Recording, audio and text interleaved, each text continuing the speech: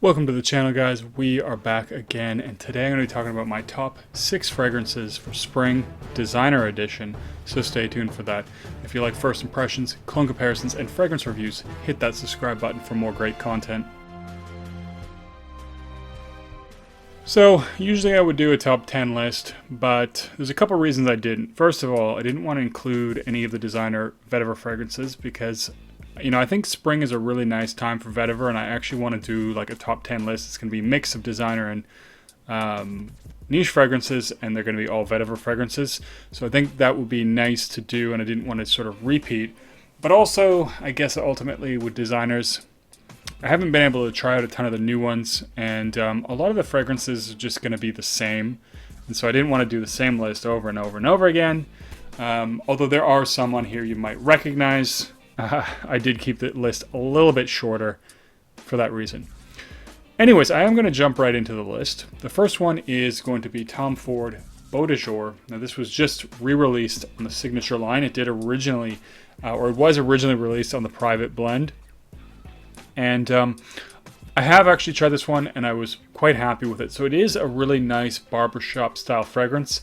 And the way I think about it is it's a very classically done rendition of the fragrance. It feels very traditional in the barbershop genre, but it is very, very well crafted and very, very masterfully done. So it is, I think, one of these situations where it's just done and executed so well. Even though it doesn't really go over the top and provide anything really new to the genre, it does do it really, really well.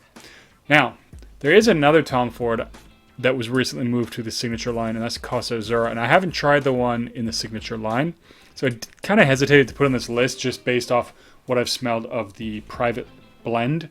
It could be exactly the same. It might be a little bit different. I can't say, but I will, point out that's another interesting option if you get the chance or if you like that one. So it is a really nice option. Next on the list, Bvlgari Wood Neroli.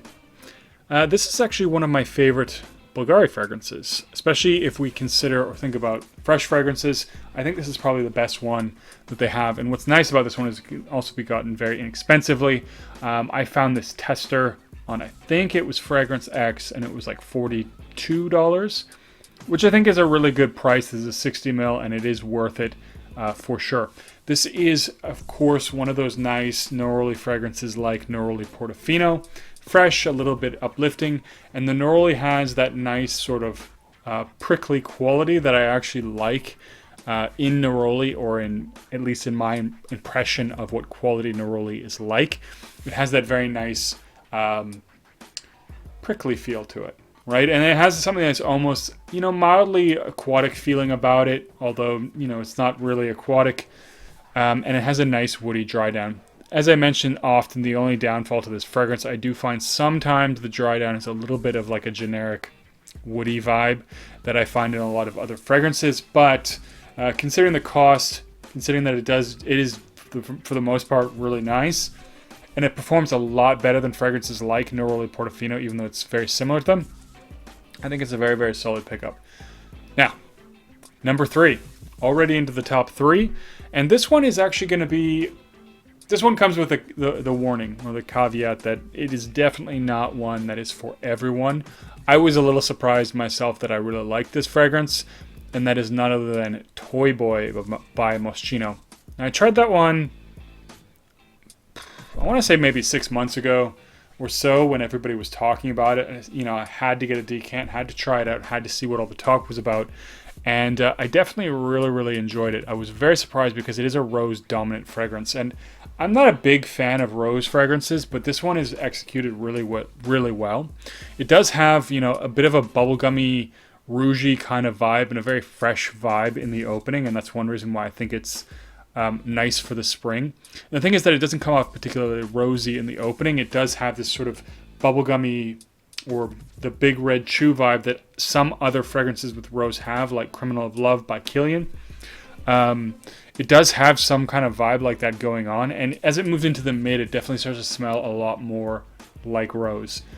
Now, actually, the other nice thing about the opening is there is some spice in there. So it's a fresh, spicy fragrance with this kind of rose vibe. you know, the freshness is not super fresh the whole way through. The rose becomes a lot more prominent and a lot more realistic as well. But it is really nicely done. And, you know, for somebody that doesn't like rose fragrances, I still think it's one that's worth checking out because it is just really well done. It's worth getting a sample of. And the other nice thing actually I noticed about this one the other day, I almost picked it up myself because you can get a 50 ml. I think it's a 50 ml for actually a really, really good price. I think it's around $40, maybe even a little bit cheaper. And so it is moving definitely into that realm of being cheapy if you look on the discounters. So you can get it at a very good price. Performance also nice. Good longevity, 6 to 8 hours. Next one. I gotta say this is one that I've liked for a long time. And it's always been my preference to the alternative. And I've seen at least some other reviewers.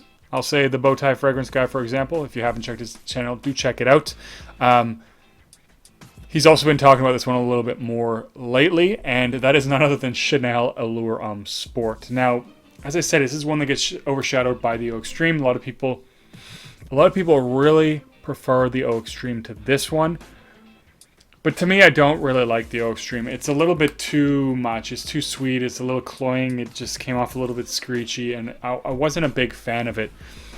But Allure Homme Sport is actually really nice. I do enjoy this one. It's a very versatile fragrance. You can wear it pretty much any occasion. It's, of course, going to do a little bit better in the spring, summer.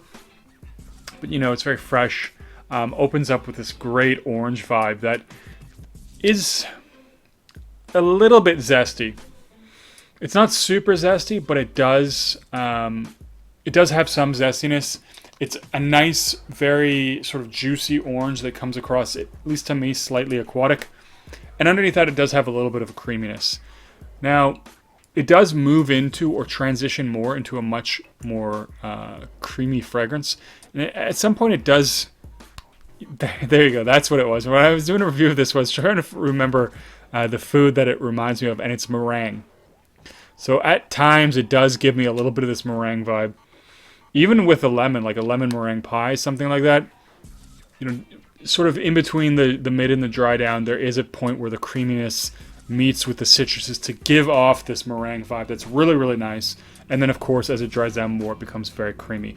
I think that's also where they got the idea for a Décision Blanche, because I think that's, generally speaking, that sort of meringue pie vibe, that lemon meringue pie vibe, is the fragrance the whole time.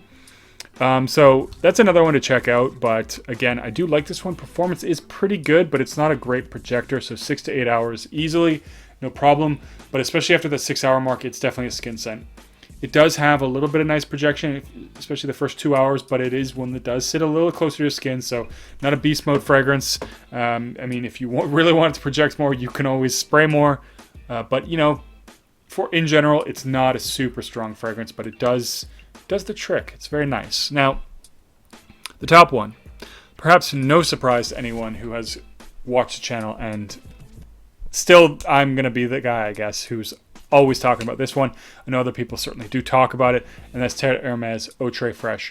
Now, there is a new Hermes fragrance. I think it's called H24. And I've heard really good things about it, and it does have a bit of a fresher vibe from what I can gather. So I do think that's one worth checking out. I haven't smelled it personally.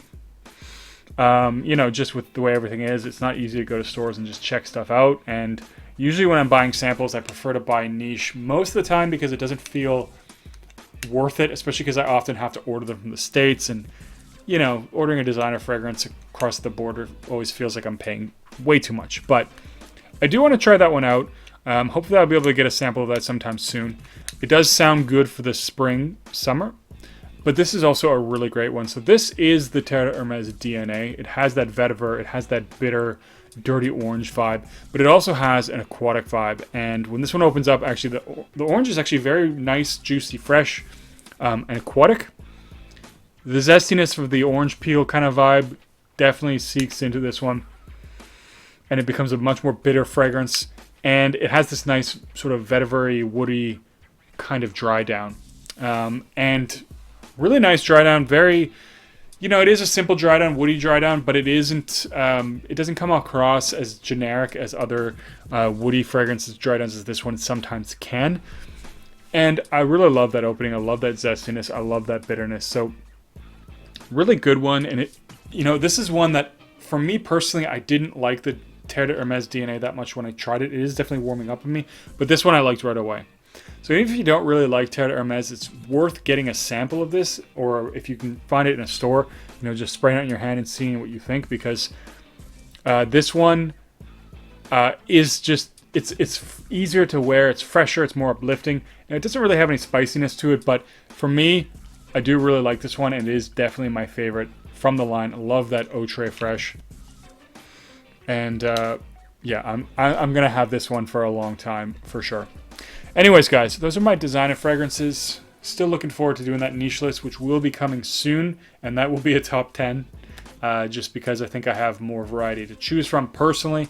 But let me know in a comment down below, what kind of designer fragrances are you looking forward to wearing?